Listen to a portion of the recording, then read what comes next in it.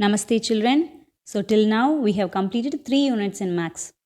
Right? First we learnt about rational numbers and then measurements and algebra.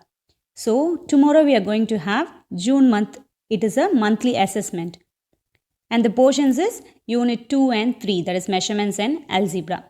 So for you to prepare easily, this video is just going to be a revision of these 2 units alone. Okay? Shall we start with measurements now? If you, for tomorrow's test, you have to go through this video fully and at least the sums that we are discussing here, practice it so that it will be easy to score the full 20 marks tomorrow. Let me see how many are going to score the full marks and tell me, okay? Now, in measurements, we learned these formulas. For length, there are 2 formulas. That is, when the angle is given, you have to use theta by 360 into 2 pi r. And when the number of, if a circle is divided into 4 equal parts, then what is the value of n here? The value is 4. Okay? So if it is divided into 4 parts, we can assume the value of n as 4. At that time, we will use the formula 1 by n into 2 pi r. Okay? So these formulas are very important. Next, area of a sector. What is a sector? This part of the circle. If it is a circle and the portion that we are cutting and taking it out is called as a sector. And when I am asking you to find the area of the sector and giving you an angle, suppose this is 30 degrees I am telling and asking you to find out the area of the sector and radius value was also given, then which formula you will select? We will go with this formula, okay? That is theta by 360 into pi r square. Area of a circle is pi r square, right? So area of a sector should also be written as theta by 360 into pi r square. Now suppose the value of n is given, that is the parts it is being divided is given, means you have to go with the formula 1 by n into pi r square. Okay, so for area of the sector, we have seen till now 2 formulas and there is one more formula also. If the value of length is given and the radius is given, no need to go with all these formula, find length value and then substitute. Directly you can substitute the value L into R and divide it by 2 so that we will get the value of area. Okay, and the next one is perimeter of the sector. Perimeter means it is the boundary.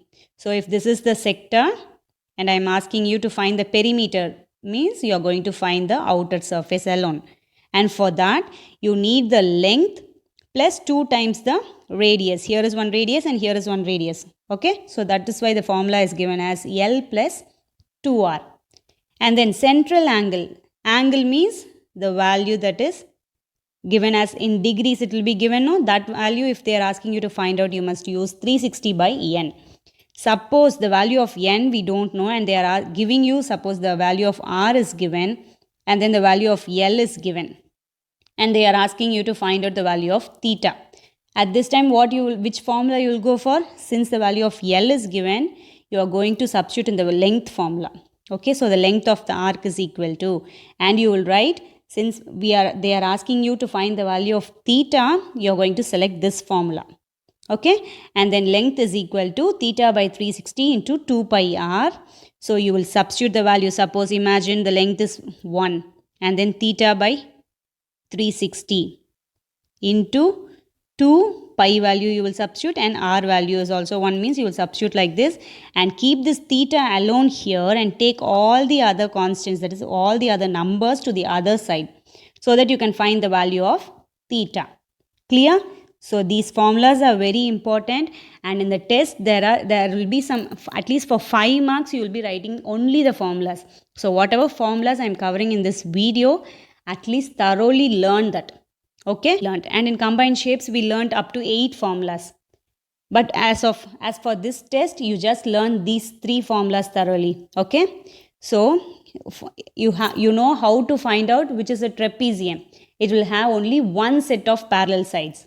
Okay, so that is called as a trapezium. Only these 2 sides are parallel. Okay, suppose if all the 2 sides are parallel, means what is that shape called as? It is a parallelogram.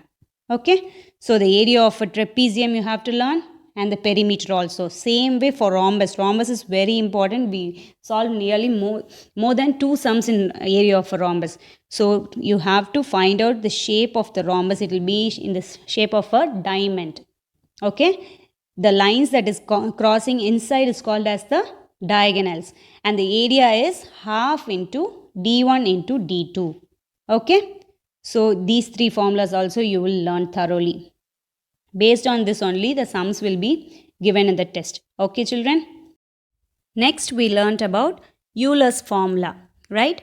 That is in 3-dimensional shapes we can find out the number of faces, vertices and edges. Okay? When the 3 values are given, if you are substituting in it, suppose value of f is 1 and then v is 2 and then e is 3. Okay, you have to check whether this is satisfying Euler's formula or not. So now check and tell me. 1 plus 2 is 3. 3 minus 3 is 0, right? So 0 is not equal to 2. So for this case, the Euler's formula is not verified. That means it is not in the correct shape. Okay, so it is not satisfied. Now these are the formulas that we learnt in measurements. So you're going to learn these formulas thoroughly and then you're going to write the test. And the next thing is algebra. Shall we go through a quick recap alone? First we learnt about multiplication and division of algebraic expressions. For multiplication, if it is the same base, you're going to add its powers. Okay, for multiplication, you're going to add its powers, and when it is for division, you're going to subtract its powers. Only when the base is same, you're going to do this. Okay, so clear with this? So based on this also, there will be few sums. So you have to check for the base and then only add or subtract its power for the relevant basic operation. Okay children, now the next thing we learned is square and cubic identities, right? So a plus b the whole square formula is thorough, I believe. Same way, you are going to, at least for this test, you have to learn these 2 formulas and then these 2 formulas. Okay, so altogether in identities, at least these 4 formulas should be thorough before attending the test. Okay. Now the next one is, last concept in the algebra was factorization. So what is factorization? It means you're going to find factors. If it is a number, you can directly tell whichever number when multiplied gives that number, we can say it is a factor. Suppose 3, okay, I am asking you the factor of 6. So 3 into 2 is 6. So we can say this is a factor. Okay, but here we are going to find out the factors of an algebraic expression. Okay, in order to find that, you are going to take the constant term alone. If the number in this first term is 1, you can take this constant alone and then check the center term is minus 14. Okay, and you are going to split this 49. When you are multiplying, it should come as 49, and when you are adding or subtracting, you should get minus 14. So you have to check what is the number you can use. So minus 7 and minus 7. When minus and minus 7 are multiplied, you will get plus 49. And when you are adding these 2 terms, since it is like sign, we are going to add. Okay, when you are adding these 2, you will get minus 14. Okay, so the factors here are x minus 7 and x minus 7. So these 2 are the factors. When you are multiplying these 2, you will get this expression. Okay children, this is one method. And the other method is, you are going to spot which formula is being, that is, you are going to check with the identity formula. We learned some formulas, right? So you are going to make this expression into any formula that you can recognize. So now, since it is 49 here, we can think of squaring it. So 7 square is 49, and here only 1 is there. So you can take x square. So this is a and this is b. And since the center term is in negative, that is minus, you are going to consider this as a minus b the whole square. Okay. So when a minus b the whole square, you know the formula, that is a square minus 2ab plus b square. Okay, so in that formula, you're going to substitute and the answer you get is x minus 7 into x minus 7. That is, wait, let me clearly explain. So a minus b the whole square means you can write it as a minus b into a minus b.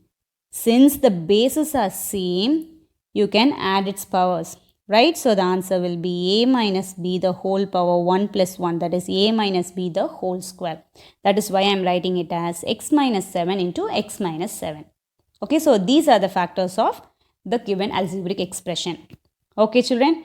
So this full video you are going to see it again and again until you are thorough with the concepts, and then only you are going to write the test. Everybody should score full marks tomorrow. Okay, children. Thank you.